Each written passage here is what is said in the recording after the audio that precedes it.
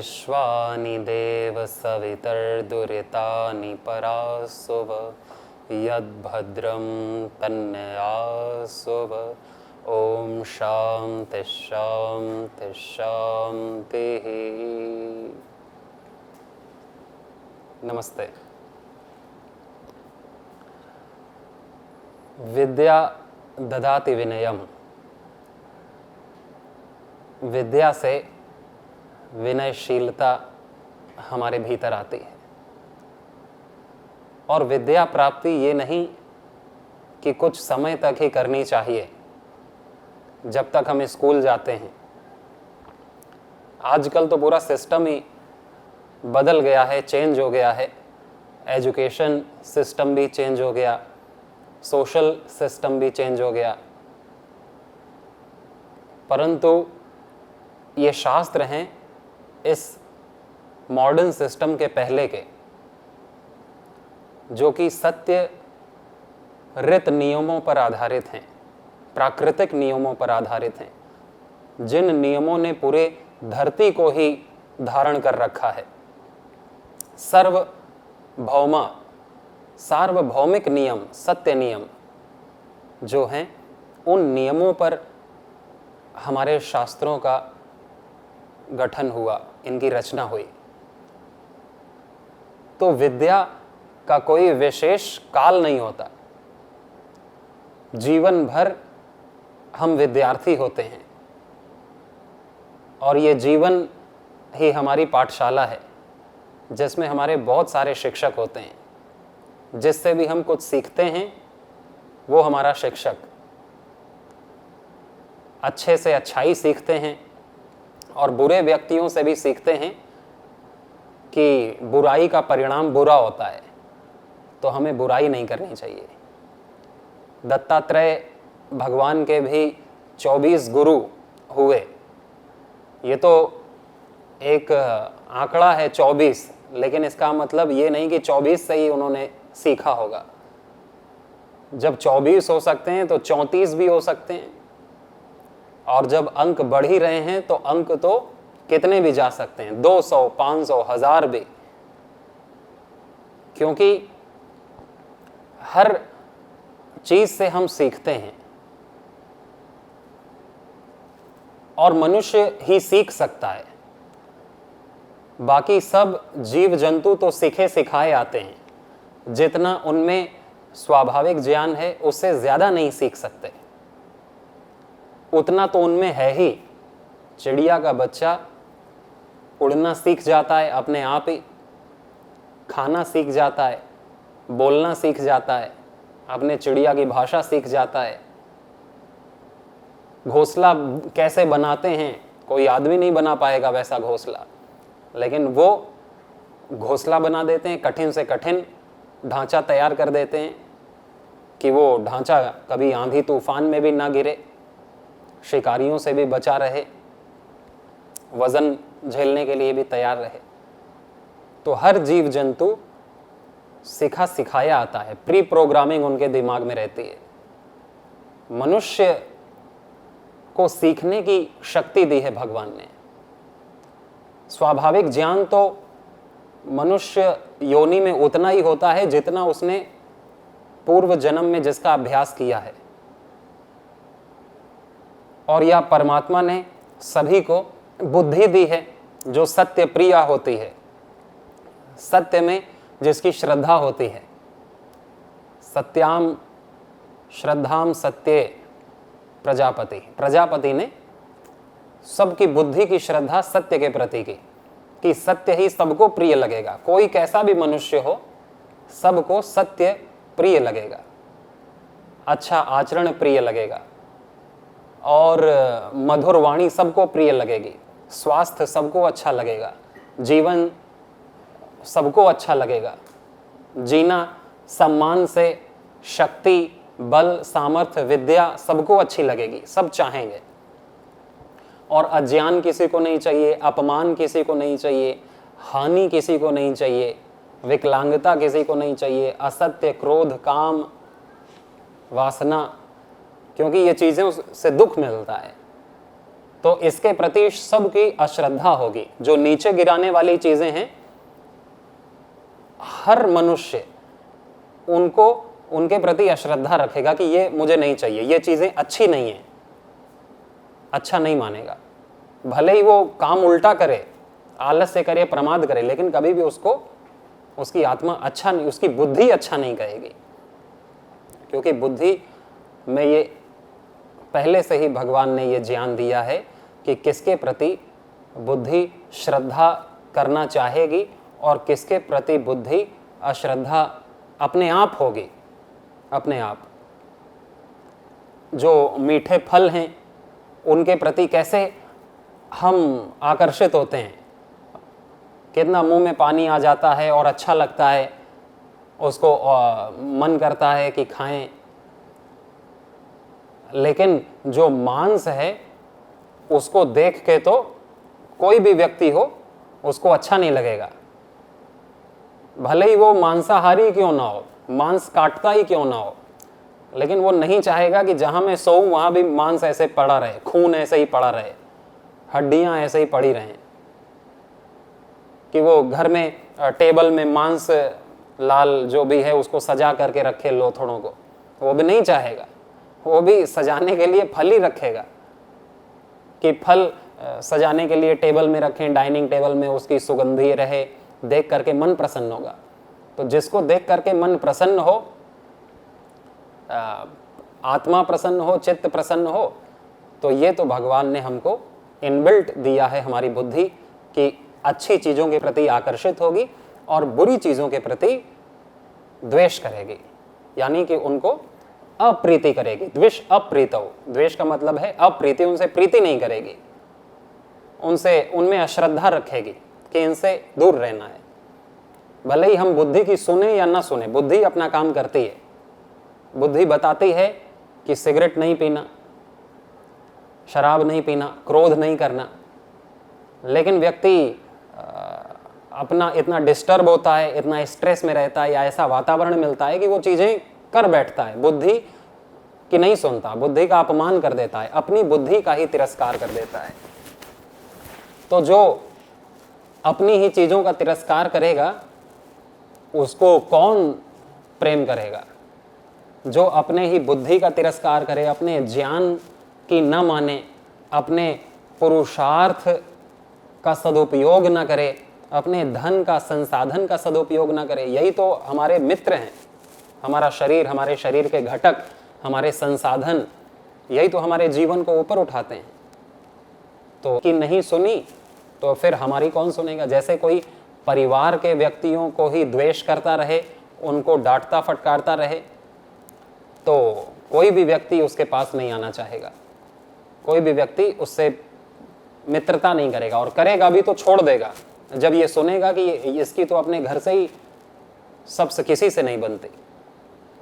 इसलिए भगवान ने मनुष्य को सीखने की क्षमता दी कि नया ज्ञान, नित्य नया ज्ञान आविष्कार कर सके, अनकवर कर सके, रिसर्च कर सके, अनुसंधान कर सके। जो सर्वज्ञ परमात्मा सबके अंदर बैठा है, वो तो पशु पक्षियों के अंदर भी बैठा है, जिसमें हर प्रकार का ज्ञान है, क्योंकि वही तो ज्ञान स्वरूप परमात्मा है।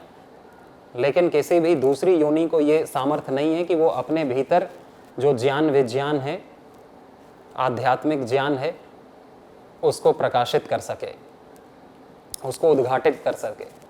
ये मनुष्य के पास ज्ञान है कि वो ज्ञान से खाली है, वो नया कैसे अपने भीतर से निकाले, सीखे और उसको अपने जीवन में उतारे। यदि गलत चीज जीवन में आ गई तो उसको बदलने की भी सामर्थ्य व्यक्ति में होती है।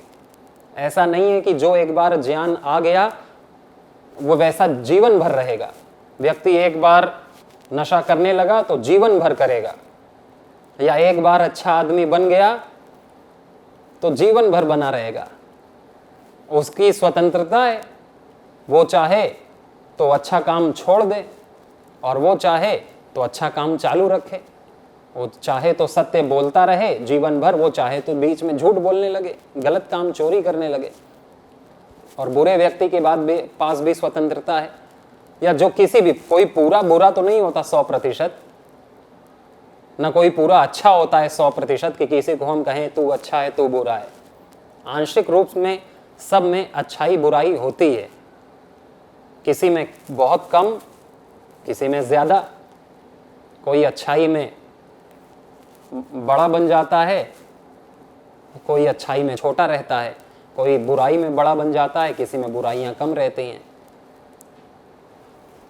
तो हमारे सब के अंदर ये चीज़ें तो हैं, और स्वतंत्रता भी है कि कोई चीज़ बुरी है यदि किसी व्यक्ति के अभ्यास में, आदतों में, तो वो उसे चाहे तो तुरंत बंद कर सकता है, और चाहे तो जीवन भर उसे चला सकता है प्रमाद में कि क्या करूं, नहीं छूटती, मेरे से नहीं होता है, अब चिंता करना कैसे छोड़ें, ये तो होती रहती है। लेकिन उसके लिए कभी प्रयास नहीं कर रहा, और जो उसको बता रहे हैं उसकी सुन भी नहीं रहा। ऐसा अभ्यास हो गया है। कई बार जब हम प्रवचन करते हैं तो फिर बाद में जो बड़े बुजुर्ग कोई होते हैं तो कहते हैं हमको ब्लड प्रेशर है, थायराइड है, बताइए कुछ। तो मैं बताता हूँ कि आप चिंता ज़्यादा करते हो क्या? कहते हैं हाँ चिंता तो है, बच्चों की है, सुनते नहीं, फिर नाती पोतों की है, उनका क्या होगा, मेरी सुनते नहीं और मानते नहीं, खुद कुछ करते नहीं। तो मैंने कहा चिंता क्यों करते हो, चिंता करनी छोड़ दो, तुम्हारी चिंता से क्या लाभ हो रहा है, हानि हो रही है। तो कह रही हैं ऐसे कैसे छोड़ दें, चिंता थोड़ी छूटेगी, चिंता ऐसे कैसे छोड़ सकते हैं चिंता को।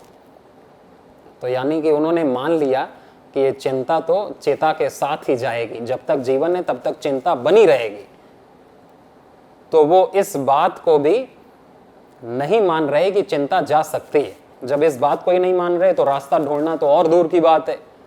जब उन्होंने पहले से ही हाथ खड़े कर रखे हैं कि हमारी चिंता नहीं जा सकती, और वो रोग दूर करना चाहते हैं, जो रोगों का कारण है उसको तो मानते हैं कि ये दूर नहीं हो सकता, लेकिन वो रोग दूर करना चाहते हैं, रोग दूर करना चाहते हैं, क्योंकि रोग दिख रहा है शरीर में।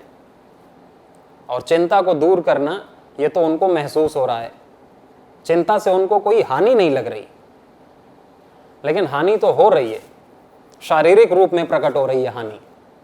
मन थोड़ी कभी बीमार पड़ेगा, मन को थोड़ी कैंसर होगा, मन मरेगा भी नहीं।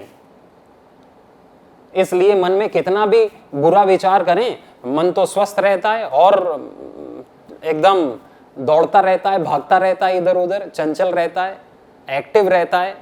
मरते हुए व्यक्ति का भी मन एक्टिव रहता है, परम एक्टिव रहता है, मरने के बाद भी एक्टिव रहता है। सूक्ष्म शरीर में मन तो ट्रांसफर हो जाता है फिर अगले जीवन में, क्योंकि वही है, मन तो मन है, नया पुराना क्या है, मन कभी पुराना नहीं होता। ये थोड़ी कि मेरा बचपन में मन नया था अब पुराना हो गया, अब बूढ़ा हो गया। मन की उम्र नहीं बढ़ती, उम्र बढ़ रही है शरीर की। जो मन में विकार आ रहे हैं वो कैसे पता चलेंगे गलत है? वो ऐसे पता चलेंगे गलत है जब हमारी नींद उड़ेगी, जब हमारे शरीर की हानि होगी, जब हमारे संबंध बिगड़ेंगे, जब ये दृश्य जगत बिगड़ेगा, तो पता चल जाना चाहिए कि ये जो दृश्य जगत बदल रहा है, बिगड़ रहा है, इसकी जड़ें मन में हैं, सूक्ष्मता में हैं। सबसे पहले मन बिगड़ा, फिर उसके बाद ये शरीर बिगड़ा, व्यवहार बिगड़ा, और फिर ये मेरा पूरा फ्यूचर, पूरा भाग्य ही बिगड़ रहा है। तो जो इसे समझ जाता है वो विचार साधना करने लगता है कि मेरे को विचार सही रखने हैं सबके प्रति, तभी मैं प्रसन्न रह पाऊंगा और प्रसन्नता में कार्य कर पाऊंगा। और जो प्रसन्नता में कार्य करते हैं, उत्साह में कार्य करते हैं, तो वो अपने लक्ष्य को प्राप्त करते हैं, हर बड़ी से बड़ी अचीवमेंट करते हैं, बड़े से बड़ा कर्म कर डालते हैं, नाम रोशन करते हैं।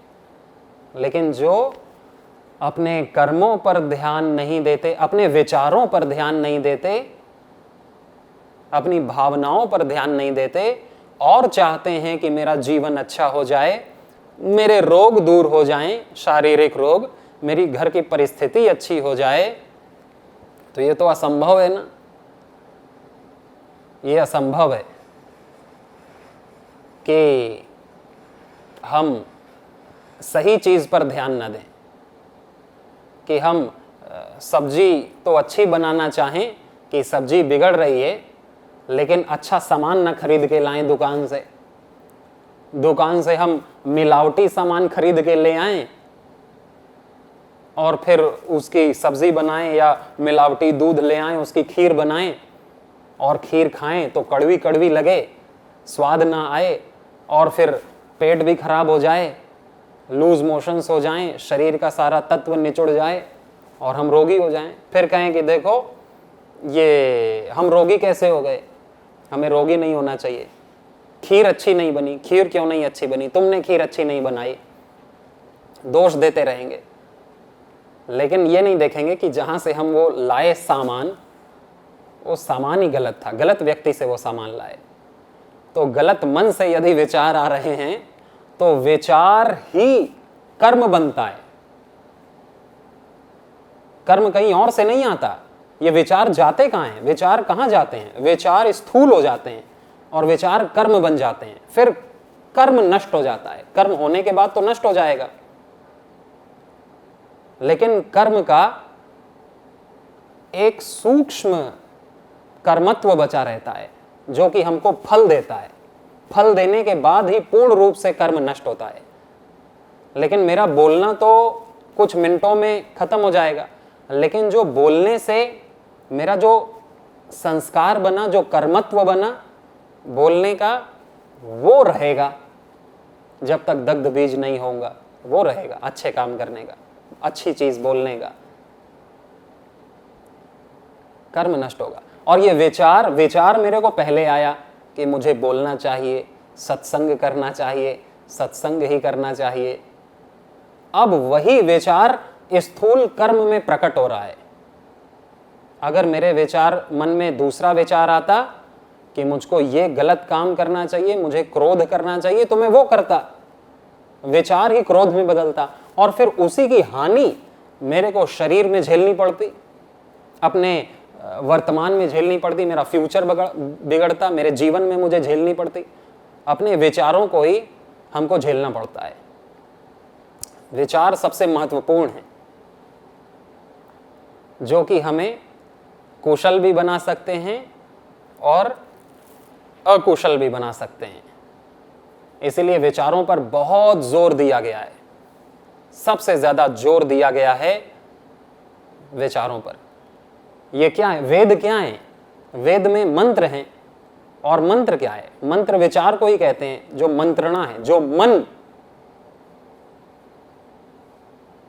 जो हमें बचाता है। मननात् त्रायते, यानी जिन विचारों को मनन करने से हमें हमारी रक्षा होती है, उन्हीं को मंत्र कहते हैं। कि किसी भी वैदिक मंत्र को या गीता के श्लोक को या किसी गुरु वाणी को जो हम मनन करते हैं, मान लो वासुदेवः सर्वमिति, इसी को हम मनन कर रहे हैं। ईश्वरः सर्वभूतानां, परमात्मा सब जगह है। ईशावास्यमिदं सर्वम, इसी को हम मनन कर रहे हैं कि परमात्मा सबके भीतर है, मुझ में भी है, तुझ में भी है, जो मैं नहीं, जो तू नहीं, वहां भी है, इस कमरे में भी है, बाहर सर्वत्र है। तो उस समय इस मंत्र के, इस विचार के चिंतन करने से हमारी रक्षा हुई। किससे हमारी रक्षा हुई? बुरे विचारों से हमारी रक्षा हुई। उस समय कोई बुरा विचार, काम, क्रोध, लोभ, ईर्षा, राग, द्वेष का हमारे भीतर नहीं गया। और अग्निर अस्मि जन्मना जात वेदा, अग्निमीड़े पुरोहितम, अहम इंद्रो न पराजिज्ञे। ये जो मंत्र हैं कि मैं इंद्र हूं, मैं अग्नि समान हूं, मैं ईश्वर पुत्र हूं, मैं ईश्वर की संतान हूं, ऐसे जो मंत्र का हम, ऐसे विचारों का जब हम ध्यान चिंतन करते हैं, मनन करते हैं, उसको जब ध्यान करते हैं तो हमारी रक्षा होती है। किससे रक्षा होती है? आसुरीय विचारों से हमारी रक्षा होगी। आत्मग्लानि के विचार से कि अरे मैं तो बहुत बुरा हूं, मैं तो बहुत क्रोधी हूं, मैं तो, मेरे अंदर बहुत दुर्गुण भरे पड़े हैं, मैंने तो बहुत गलत काम किया है, मैं तो पापी हूँ, अधम हूँ, मलेच्छ हूँ, निकृष्ट हूँ, मैं आलसी प्रमादी हूँ, मेरे को देखो सब गलत कहते हैं, मेरा उसने अपमान कर दिया, उसने हानि कर दी, बच्चे भी करते, बड़े भी करते। ये क्या, ये भी विचार है। किसी ने गलत नहीं की, वो तो किया ही उन्होंने, लेकिन किसी के करने से हमारी हानि नहीं होती, विचार से हमारी हानि होती है। हाँ, हमारी हानि कोई कर भी सकता है, कोई यदि स्थूल रूप में मारे पीटे तो, लेकिन ऐसे तो नहीं करते, ज़्यादातर तो मारते पीटते नहीं। बस एक विचार ही हमको मिल जाता है, हम उसको अट्रैक्ट कर लेते हैं, उस विचार को ही बस चिंतन करते रहते हैं। निगेटिव थॉट्स, उसी को डिप्रेशन कहते हैं, अवसाद कहते हैं। बार बार एक विचार, एक बुरा विचार, एक तुच्छ विचार, निकृष्ट विचार बैठ गया हमारे मन में, फिर वही हमारी हानि करता है। इससे कौन रक्षा करते हैं? मंत्र। त्रायते माने रक्षा करना। तो ये मंत्र जो भी हैं हमारे वेद में, ये सब ऋषियों के विचार हैं, परमात्मा के विचार हैं। इन विचारों की छत्र छाया में हमारा मन रहेगा तो बुरे सारे विचार पीछे छूट जाएंगे। आत्मग्लानि, हतोत्साह और आत्मविश्वास की कमी, निगेटिविटी, सारे विचार दूर हो जाएंगे, निश्चिंतता आ जाएगी। जो भार है, जो डर है, फियरनेस है हमारे भीतर, फियरलेसनेस नहीं है, एक डर है कि क्या होगा, क्या होगा आगे, मेरों का क्या होगा, मेरा क्या होगा, मेरे सामान का क्या होगा। इसका जो भय है वो भय मुक्त करते हैं कि सब भगवान का है, बस त्याग पूर्वक भोग करो। मैं कभी हारता नहीं, मैं ईश्वर की संतान हूं, मैं ईश्वर का दिव्य पुत्र हूं, मैं शुद्ध आत्मा हूं, मैं दिव्य आत्मा हूं, मैं चेतन आत्मा हूं, मैं जड़ नहीं, मैं अज्ञानी नहीं, अहम ब्रह्मास्मि, मैं सच्चिदानंद स्वरूप हूं, मैं परमात्मा का अंश हूं, ममैवांशो जीवलोके। तो ये सब भगवान ने अपने विचार ही तो दिए अपने को, बस वही ऋषियों ने लिख दिए उन्हीं विचारों को। अब विचार देते तो भूल जाता कोई, अब लिखा हुआ तो नहीं मिटेगा। कितनी सारी पुस्तक छप गई गीता की। तो इसीलिए कहा जाता है उनको पाठ करना, गीता, रामायण, महाभारत, उपनिषद आदि शास्त्रों को, इनके विचारों को रोज पढ़ना। भले ही 15 मिनट पढ़े, लेकिन वो विचार हम अपने भीतर बैठाएंगे तो बुरी से बुरी परिस्थिति, बुरी से बुरी चुनौती में भी हम अडिग पहाड़ की भांति अविचल, स्थिर, अचल होकर के खड़े रहेंगे, कूटस्थ अविचाली होकर के खड़े रहेंगे कि नहीं, मैं स्वयं इंद्र हूं, मैं परमात्मा का ईश्वर पुत्र हूं, मैं दिव्य संतान हूं, मैं शुद्ध आत्मा हूं, मेरे अंदर कोई विकार नहीं प्रवेश कर सकता। सारे विकार ये मन तक आ सकते हैं। मैं शुद्ध चेतन तत्व हूं, मैं मन का राजा हूं, मैं मालिक हूं, मन बुद्धि चित्त अहंकार का, अपनी इंद्रियों का, अपने जीवन का मैं मालिक हूं। मुझे कोई नहीं, मेरा हनन कोई नहीं कर सकता। ऐसा हमें महसूस होगा हर चुनौती, हर कठिन परिस्थिति में। अन्यथा तो व्यक्ति सुसाइड तक कर लेते हैं। एक विचार, गलत विचार कि उसने मेरी हानि की, वो मेरे को बढ़ने नहीं दे रहा, मेरा कोई साथ नहीं देता, मेरा कोई नहीं है, और रोता रहता है, रोता रहता है। नींद उड़ जाती है, नींद की दवाई खाता है, कुछ तो विचार हानि करते हैं, फिर कुछ दवाई हानि कर देती है, बची कुची कसर पूरी कर देती है, और फिर आदमी मरता है। तो विचार ही हमको अमृतत्व दे सकता है, दिव्य विचार, और बुरा विचार ही हमारे जीवन को ही नरक बना सकता है, जीते जी हमें मार सकता है। तो हम जीते जी मरे ना, हम जीवन मुक्त हो जाएं, हर बुराई से मुक्त हों। इसलिए अपने विचारों को ठीक रखें, और विचारों को ठीक रखने के लिए जहाँ से अच्छे विचार आ रहे हों उनका संग करना चाहिए। इसी को सत्संग कहते हैं। अच्छी चीज़ों का आलम्बन लेना चाहिए, अच्छी पुस्तकों का, अच्छे दृश्य का, अच्छे मित्रों का, अच्छे गुरुजनों का, अच्छे सत्संग का। सत्संग तो हमेशा ही अच्छा होता है, तो इसमें कभी भी प्रमाद ना हो, तो हमारा जीवन सुखी और कुशल रहेगा। सभी को शुभकामनाएं। नमस्ते।